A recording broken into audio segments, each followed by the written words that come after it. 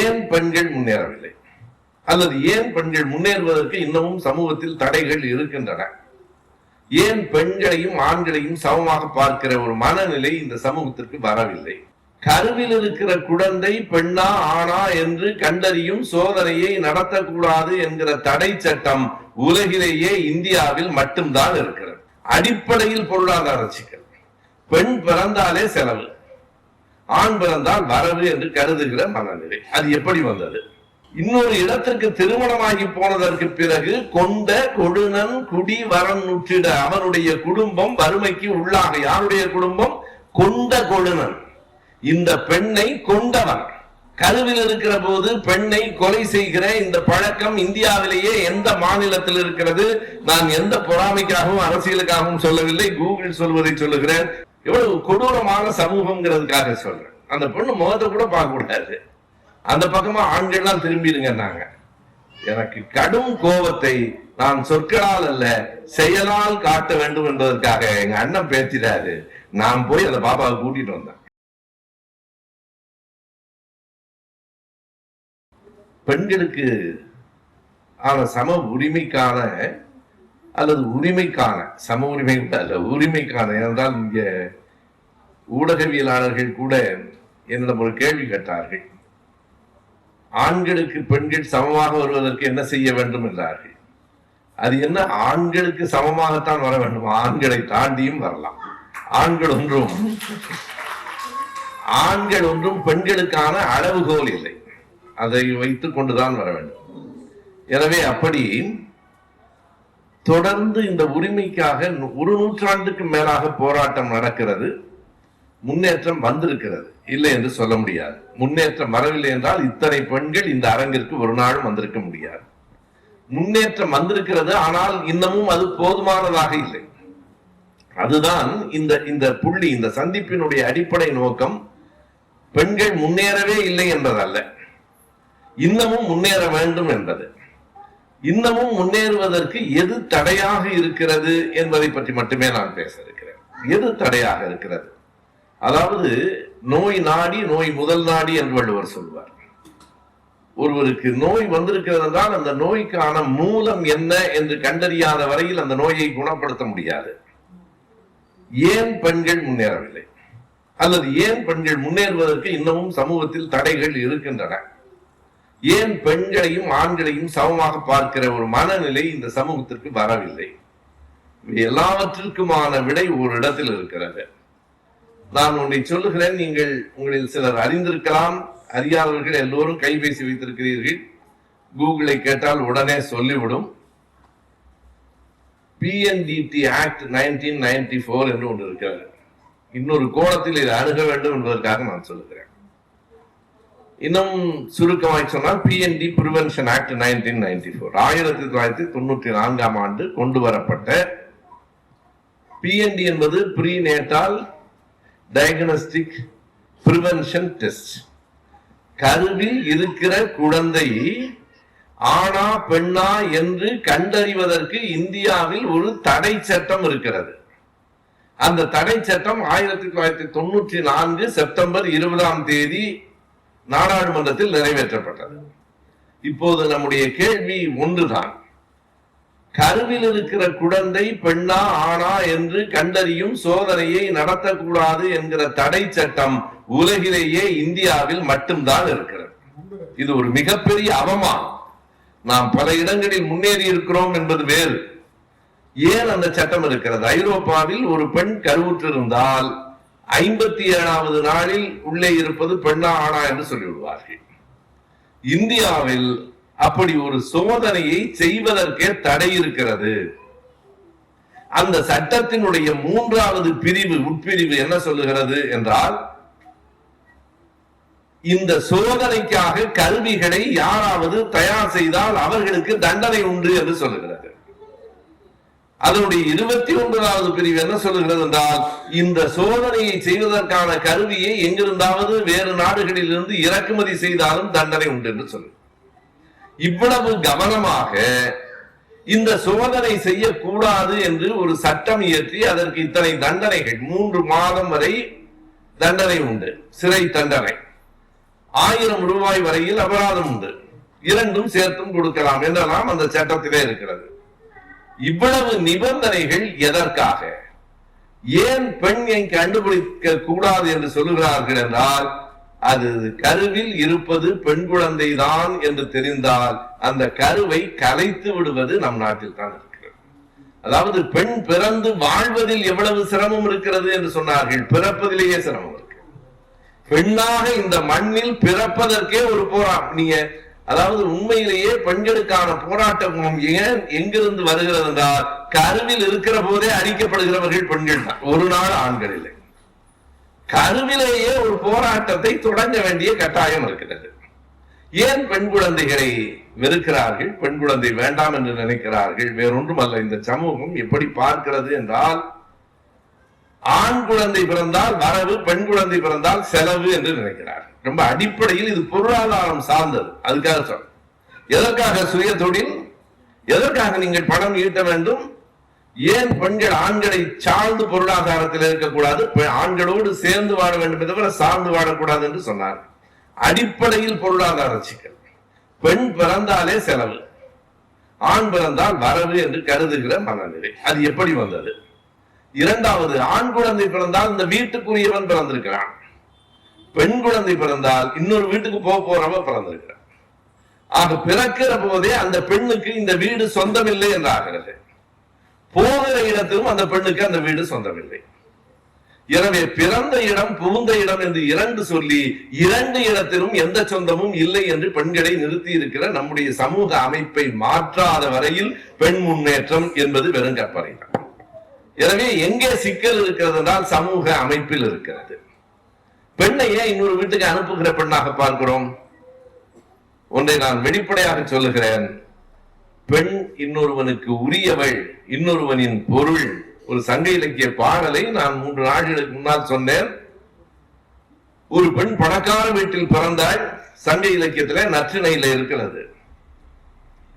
அவள் திருமணமாகி போனதற்கு பிறகு கொண்ட கொடுநன் குடி வரன் உற்றிட கொடுத்த தந்தை கொடுஞ்சோறு உள்ளாள் யாண்டு பெற்றனர் அறிவும் உணர்வும் கொள் என்பது அந்த பாட்டு. அது ரொம்ப பாராட்டி அந்த பெண்ணை, அவ்வளவு பணக்காரர் வீட்டு பெண்ணாக பிறந்தும் கூட இன்னொரு இடத்திற்கு திருமணமாகி போனதற்கு பிறகு கொண்ட கொடுநன் குடி வரன் உற்றிட, அவனுடைய குடும்பம் வறுமைக்கு உள்ளாக. யாருடைய குடும்பம்? கொண்ட கொடுநன், இந்த பெண்ணை கொண்டவன்.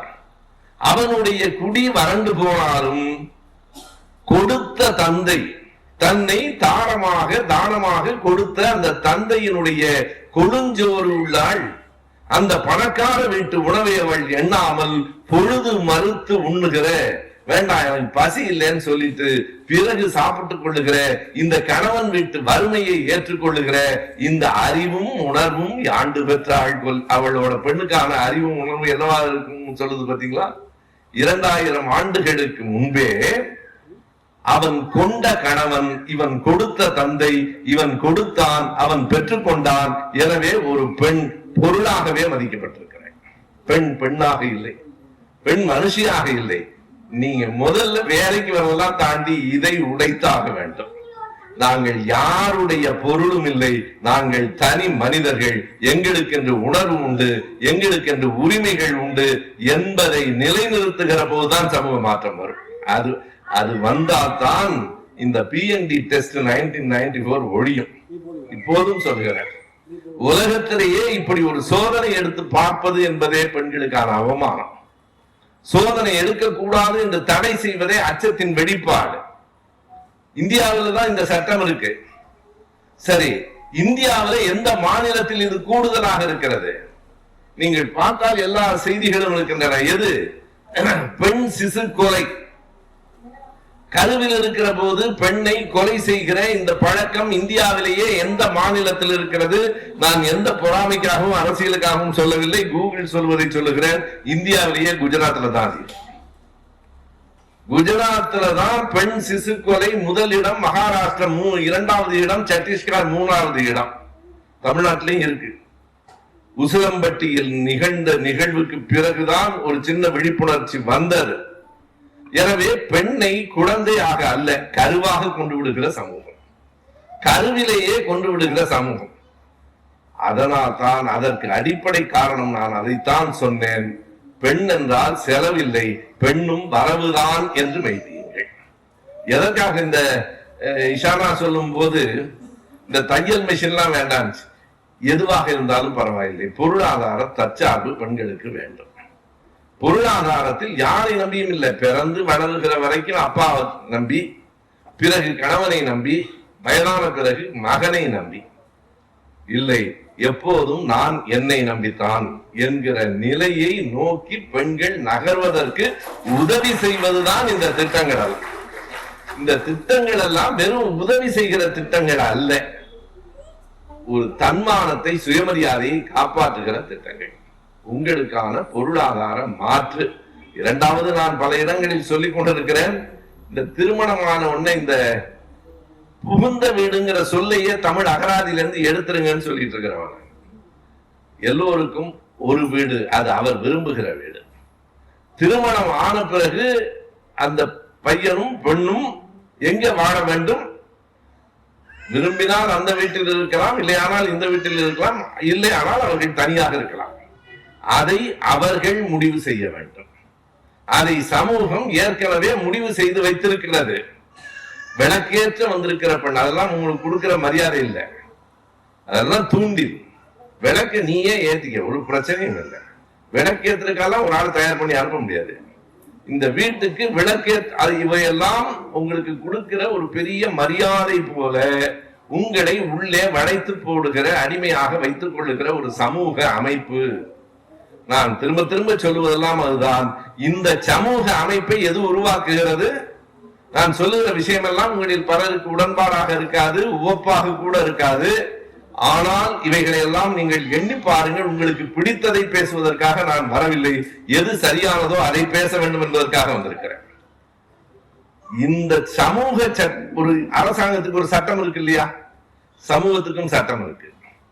சமூகத்திற்கான சட்டத்தை மதங்களே உருவாக்குகின்றன, சமூகத்துக்கான சட்டங்களை மதங்களே உருவாக்குகின்றன. எந்த மதமா இருந்தாலும்.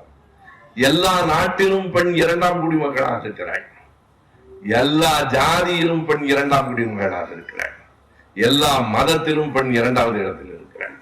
இது என்ன இப்போ வேடிக்கை என்ன என்றால், இந்த சாதி மனிதனை உயர்ந்தவன் தாழ்ந்தவன் பிரிக்குது. ஆனா உயர்ந்த ஜாதின்னு அவங்க சொல்ற ஜாதியில் கூட பெண் தாழ்ந்தவள் தான்.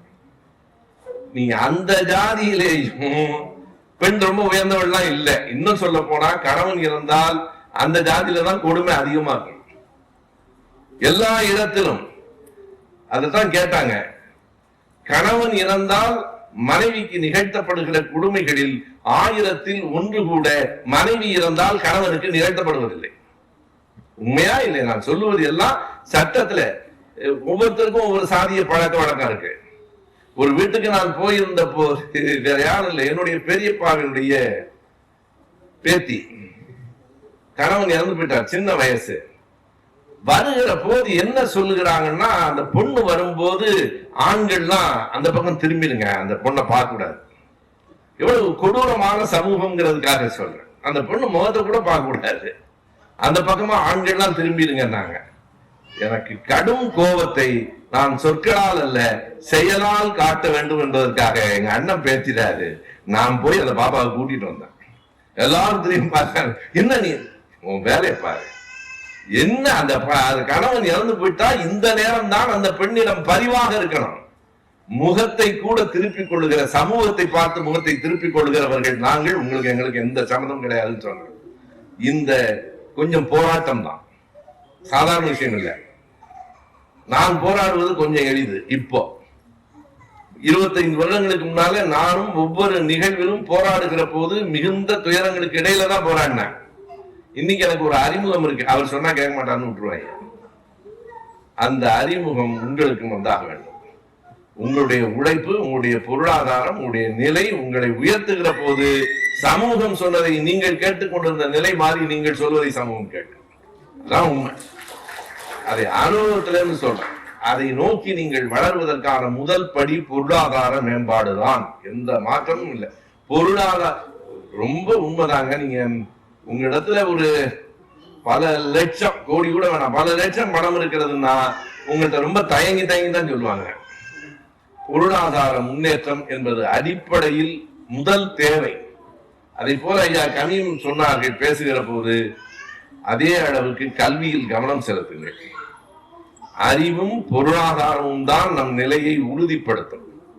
கல்வி என்பது வெறும் பாடப்புத்தகம் அல்ல, பரந்துபட்ட அறிவு, விரிவான அறிவு.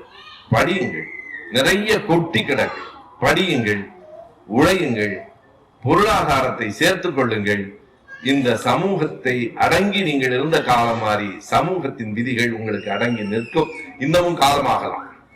இது அடுத்த ஞாயிறு நிகழப்போகிற செய்தி அல்ல. இதற்கான போராட்டங்கள் தேவை. பெரிய மகிழ்ச்சி இவ்வளவு பெண்கள் கூடியிருக்கிறீர்கள் என்றதான். அதை விட மகிழ்ச்சி நாங்கள் பேசுவதை கேட்கிறீர்கள் என்பது. ஏன்னா அதுவுமே ரொம்ப எளிதன்று. நான் பேசுகிற செய்தியெல்லாம் உங்களுக்கு நான் முதலே சொன்னேன், உடன்பாடாகவோ உவப்பாகவோ இருக்கும் என்று எனக்கு தெரியாது. ஆனால் இந்த எண்ணங்களை உங்கள் மனங்களில் பதிக்க வேண்டும் என்று கருதுகிறேன். இப்போவும் நான் ஒவ்வொரு முறையும் இந்த கருவில் இருக்கிற குழந்தையின் பாலினத்தை அறிந்து கொள்ள அப்படி ஒரு சோதனை செய்ய தடை இருக்கிறது என்பதே நமக்கான அவமானம் என்று கருதுகிறேன். இந்த நாட்டுக்கான அவமானம். ஒரு பெண் குழந்தைன்னு தெரிந்தால் அந்த சிசுவை கொலை செய்து விடுவார்கள் என்றால் இந்த சமூகம் நாகரிகமான சமூகம் இல்லை. ஒன்னும் ஆண்களுக்கு மேல அவன் தூக்கி போனாப்லாம் நான் சொல்லல. பெண்களும் ஆண்களும் நண்பர்கள். பெண்கள் இல்லாமல் ஆண்களோ, ஆண்கள் இல்லாமல் பெண்களோ இந்த உலகத்தில் வாழவே முடியாது. தவிர்க்கவே முடியாத தேவை. இரண்டு பேரும் ஒருவருக்கொருவர் தவிர்க்கவே முடியாத தேவை. அப்படியானால் இரண்டு பேரும் சமமான நண்பர்களாகத்தான் மதிக்கப்பட வேண்டுமே தவிர யாரும் யாருக்கும் அடிமையாக இருக்க முடியாது என்பதை ஓங்கி சொல்லுங்கள். அதனால வீட்டுல பிரச்சனை வந்துட்டு போகுது. பிரச்சனையே வராம எல்லாத்தையும் தீர்க்க முடியாது. யாருக்கும் நாங்கள் அடங்கி நிற்க முடியாது. உண்மையாக இருப்போம், நட்பாக இருப்போம், தோழமையாக இருப்போம், ஒரு நாளும் அடிமையாக இருக்க மாட்டோம் என்கிற குரல் ஒவ்வொரு பெண்ணிடமிருந்தும் வெளிப்படுகிற போது ஆண்கள் தானா சரியாயிடுவான். எதிர்கால வரையில் எவனும் அடங்க மாட்டான். இயல்பாக நான் சொல்லுகிறேன். இப்ப நாங்கள் சொல்லுகிறோம் என்றால் எங்களையும் நீங்கள் முழுமையாக நம்பாதீர்கள் என்றுதான் நான் பல இடங்கள்ல சொல்லியிருக்கேன். எப்போதும் ஆண்கள், நீங்க ஆதரவாக வருகிற ஆண்களை சேர்த்துக் கொள்ளுங்கள், எதிராக இருக்கிற ஆண்களை புறந்தள்ளுங்கள். ஆனாலும் பெண்கள் அமைப்புக்கு ஆண்களை தலைமையேற்க சம்மதிக்காது. பூனைகளால் எலிகளுக்கு ஒரு நாளும் விடுதலை கிடைக்காது, ஒரு நாளும் கிடைக்காது. நீங்கள் தான் உங்களுக்காக சிந்திக்க வேண்டும். நாம் சேர்ந்து சிந்திக்கலாம், சேர்ந்து செயல்படலாம். ஒன்றே ஒன்றை நான் உறுதியாய் சொல்லுகிறேன். இது உங்களை பார்த்தோ மேடையை பார்த்தோ நான் பேசவில்லை. இங்கே இருக்கிற ஒவ்வொருவரும் எங்கள் உள்ளத்திலிருந்து இந்த உண்மையை பேசுகிறோம். எங்களிடமும் குறைகள் இருக்கின்றன என்பதை அறிந்தே பேசுகிறோம். நம்முடைய தெய்வானை சொன்ன மாதிரி அந்த நிகழ்ச்சிகள் எல்லா வீடுகளிலும் உண்டு. நான் என் மனைவிட்ட கேட்பேன்மா, கொஞ்சம் பணம் இருந்தா தெரியும், என்கிட்ட பணம்லாம் கிடையாது அப்படின்னு தான் சொல்லுவோம். ஒரு நாள் கூப்பிட்டு என்ன கேட்டது, இந்த நவம்பர் 8ஆம் தேதி 2000 ரூபாய் நோட்லாம் செல்லாதுன்ட்டாருங்க. மெதுவா நவம்பர் 10ஆம் தேதி சொன்னிச்சு, இந்த 2000 ரூபாய் நோட்டு ஒரு 10 இருக்கே என்ன பண்ணு, இது வரைக்கும் காசே இல்லைன்னா இப்ப 2000 ரூபாய் நோட்டு 10 வச்சுக்கிற பத்தியா, அது செல்லாதுன்னு சொன்ன உடனே வெளியே. அது கூட பாதுகாப்பு பயங்கிறது தான். ஏன் சொல்லவில்லை என்றால், சொன்னா அந்த பணத்தை நான் நாளைக்கு செலவு பண்றேன். அது இருந்தால் இந்த வீட்டுக்கும் ஒருவேளை எனக்கே கூட தேவை என்றாலும் பயன்படும். பெரும்பாலும் நீங்க இந்த பெண்கள் சேமித்து வைக்கிற பணத்தை கூட சேமித்து வைப்பார்களே தவிர கடைசியா ஆண்களுக்காக தான் செலவு பண்ணுவாங்க, பிள்ளைகளுக்காக தான் செலவு பண்ணுவாங்க. அதான் உங்களுடைய இயல்பு பெரும்பாலும் உண்மையாக அப்படித்தான் இருக்கிறது. நான் பொய் சொல்றேன். ஆகையினாலே இது ஒரு நல்ல தொடக்கம். வெறும் தையல் மிஷினுக்காக அல்ல, உங்கள் வாழ்க்கைக்காக கூடியிருக்கிறீர்கள். அதான் முக்கியம். தையல் மிஷின் அல்ல. இங்கிருந்து தொடங்குங்கள். செல்ல வேண்டிய தொலைவு கூடுதலாக இருக்கிறது. உங்கள் வாழ்க்கைக்காக மட்டும் போராடாதீர்கள், சமூக மாற்றத்துக்காக போராடுங்கள். நன்றி, வணக்கம்.